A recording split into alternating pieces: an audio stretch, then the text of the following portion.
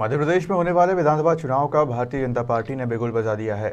एक तरफ पार्टी ने राज्य की 230 सीटों में 39 सीटों के लिए उम्मीदवारों की घोषणा की है, तो वहीं दूसरे राज्यों के विधायक इन्हीं सीटों पर सर्वे भी कर अब अपनी रिपोर्ट संगठन को सौंपेंगे। इसी क्रम में दमोह जिले की पथरिया विधानसभा का प्रवासी विधायक साकेंद्र प्रताप वर्मा ने दौरा किया और मतदाताओं की नब्ज टटोली। रविवार को पथरिया भाजपा प्रत्याशी लखन पटेल के साथ प्रेस कॉन्फ्रेंस की, जिसमें भाजपा की जीत का दावा किया।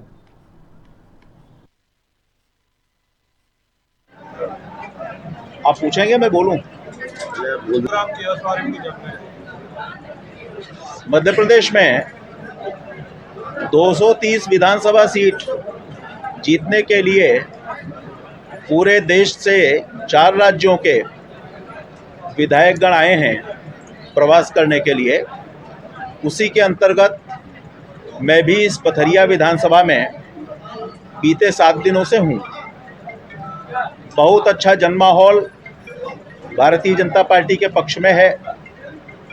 ऐसा वातावरण जो जन कल्याणकारी योजनाएं सरकार के द्वारा संचालित हो रही हैं उनके प्रति दिखाई पड़ रहा है कि मुझे ऐसा लगता है कि मध्य प्रदेश की 230 में से अधिकांश सीटें भारतीय जनता पार्टी जीतने वाली है। मध्य प्रदेश सरकार ने जो मध्य प्रदेश का परसेप्शन था उसको बदलने का काम किया है। मध्य प्रदेश का परसेप्शन ऐसा था कि यहाँ डकैतों पर फिल्में बनती थी। उस परसेप्शन को मध्य प्रदेश सरकार ने तोड़ा है।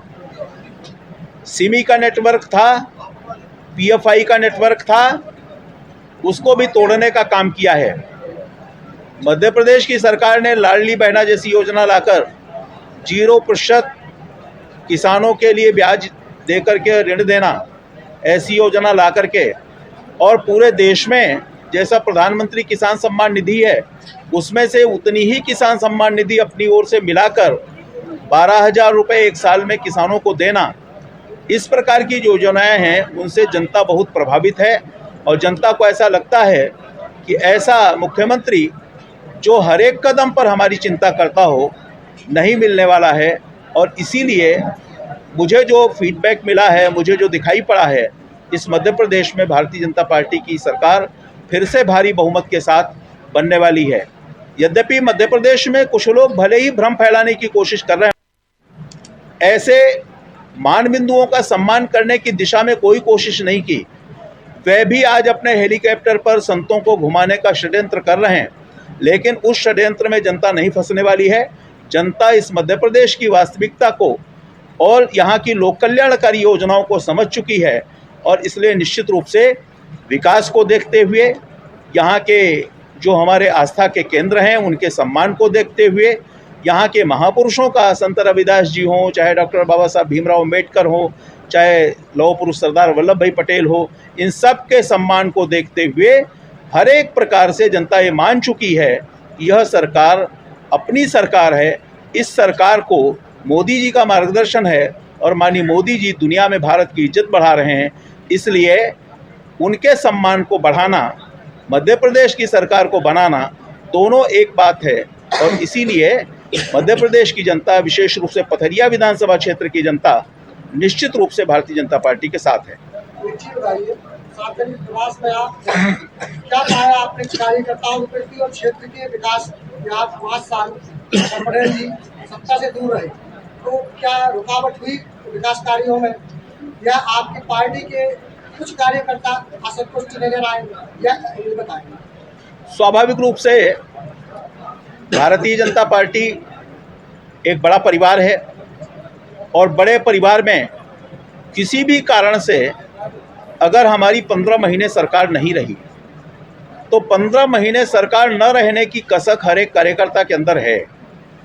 और आज हर कार्यकर्ता संकल्पबद्ध है कि हम भारतीय जनता पार्टी की सरकार बनाएंगे। आपके कैंपेन के अनुसार आपको क्या लगता है, भाजपा आगे आ जाएगी? भाजपा भारी बहुमत के साथ मध्य प्रदेश में आगे आएगी।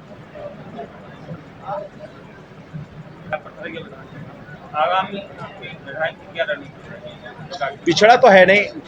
सीतानगर डैम पर मैं गया कल, मेरा उत्तर आने दीजिए ना।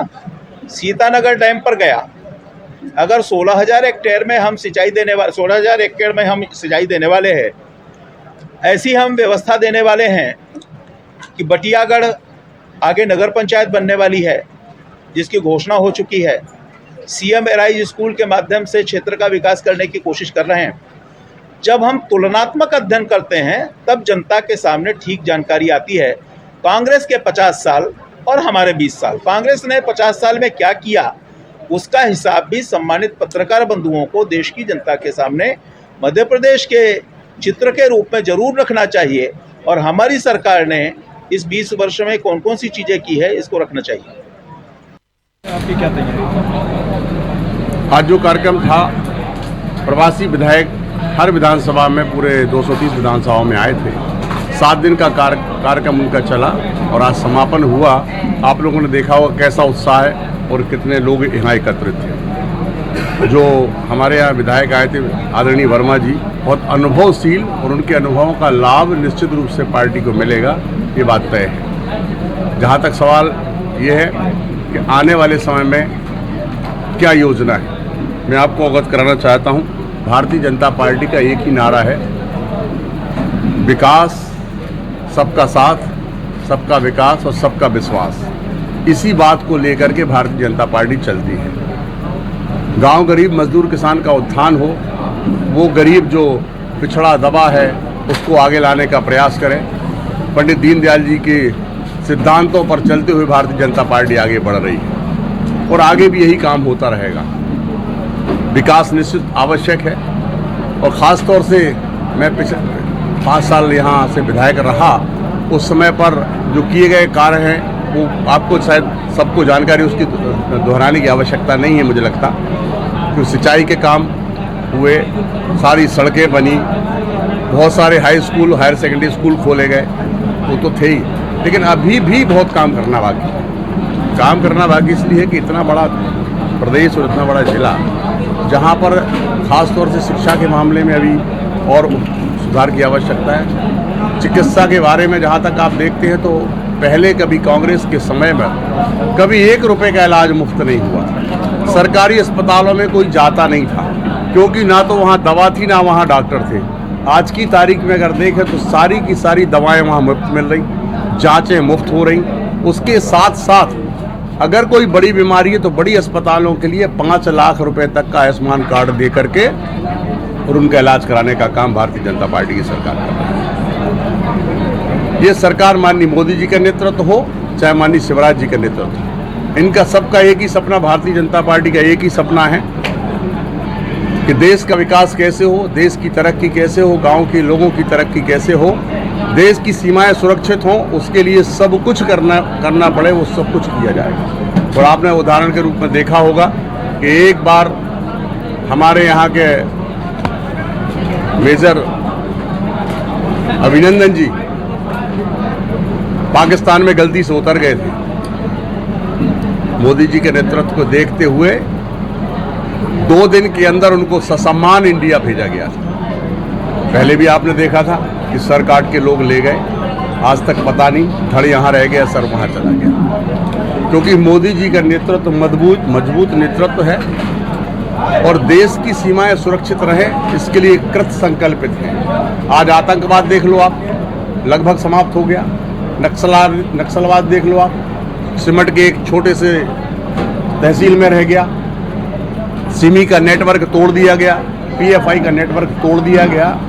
देखिए, पुल पुलिया सड़क बनाने का काम तो सरकार का है, लेकिन देश की सुरक्षा, सीमाओं की सुरक्षा, प्रदेश की सुरक्षा, जनता की सुरक्षा करना भी सरकार का काम है, जन कल्याण भी सरकार का काम है। और मुझे कहते हुए गर्व है कि मैं उस पार्टी का कार्यकर्ता हूं जिस पार्टी ने बीड़ा उठाया है कि गांव गरीब मजदूर किसान का उत्थान करेंगे, देश की सीमाओं को सुरक्षित रखेंगे और किसी भी प्रकार की गड़बड़ी देश में नहीं होने